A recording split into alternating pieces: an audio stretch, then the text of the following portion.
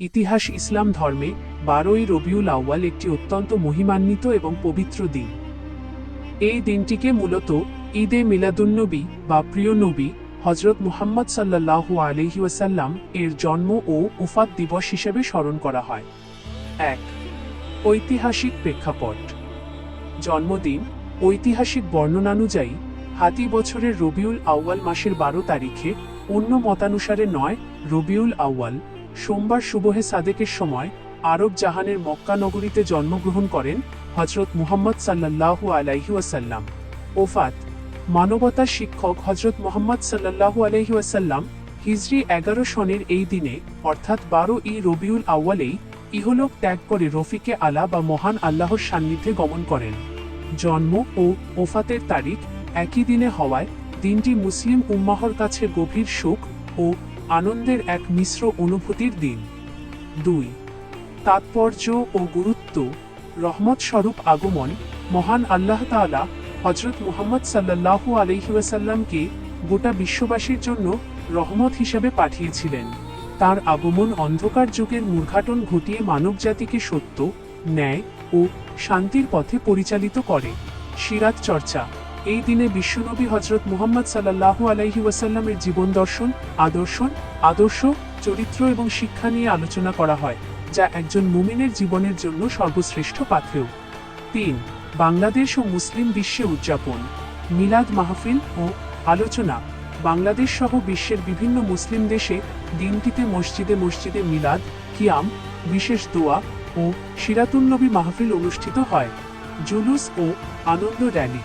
অনেক দেশে পবিত্র ঈদে মিলাদুন্নবী উপলক্ষে আনন্দ মিছিল বা জশনে জুলুস বের করা হয়। দরুদ শরীফ পাঠ। এই দিনে অধিক পরিমাণে দরুদ শরীফ পাঠ করা এবং রাসূল সাল্লাল্লাহু আলাইহি ওয়াসাল্লামের সুন্নাহ তথা আদর্শ নিজেদের জীবনে বাস্তবায়নের প্রতি জোর দেওয়া হয়। এই বিশেষ দিনে আল্লাহর জিকির, ইবাদত এবং বিশেষ কিছু দোয়া ও দরুদ শরীফ বেশি বেশি পাঠ করা উচিত। নিচে 12ই রবিউল আউয়ালে যে দোয়া ও দরুদগুলো বেশি পাঠ করা যায় তা বিস্তারিত আলোচনা করা হলো। 1. দরুদ শরীফ পাঠ। সবচেয়ে গুরুত্বপূর্ণ, নবী করিম সাল্লাল্লাহু আলাইহি ওয়াসাল্লাম এর উপর দরুদ পাঠ করা আল্লাহর একটি বিশেষ নির্দেশ। এই দিনে বেশি বেশি দরুদ পাঠ করা অত্যন্ত সওয়াবের কাজ। দরুদে ইব্রাহিম। সালাতে আমরা যে দরুদ পড়ি এটি সবচেয়ে শ্রেষ্ঠ দরুদ। সংক্ষিপ্ত দরুদ।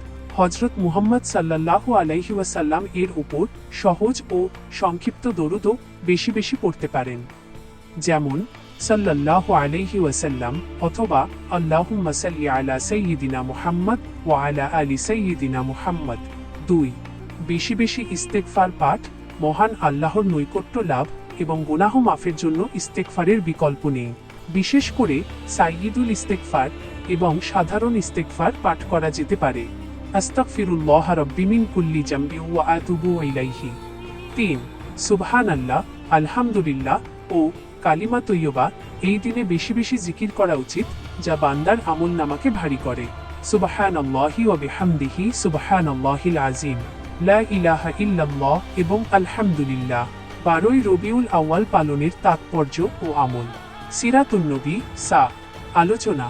বিশ্বনবী হজরত মুহাম্মদ সাল্লাল্লাহু আলাইহি ওয়াসাল্লামের জীবন ও আদর্শ নিয়ে আলোচনা করা এবং তা নিজের জীবনে বাস্তবায়নের চেষ্টা করা।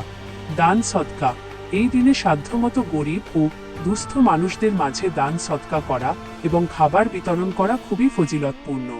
নফল ইবাদত ও নফল রোজা। আল্লাহর শুকরিয়া আদায় স্বরূপ নফল রোজা রাখা এবং বেশি বেশি নফল নামাজ পড়া।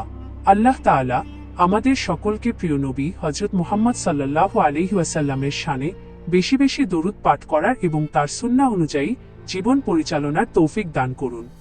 আমিন।